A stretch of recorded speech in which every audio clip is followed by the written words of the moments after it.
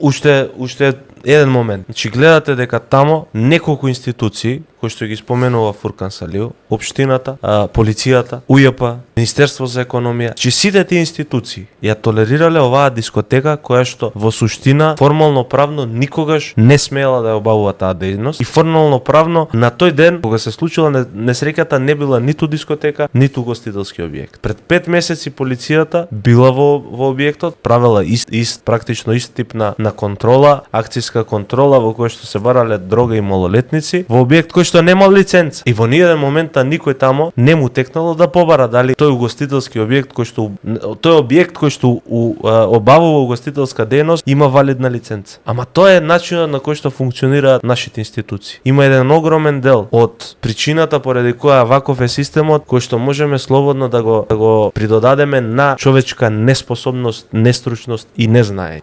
Тоа е благодарение на македонските политички партии кои што 35 години ги полнат институциите со припрост партиски кадар. А останатиот дел, огромното мнозинство, ради кеш, мито и корупција. Ние како држава, ако го чуваме системот ваков каков што е и не смениме ништо, ние никогаш нема да се ослободиме од стегите и од злото кое што е митото и корупцијата.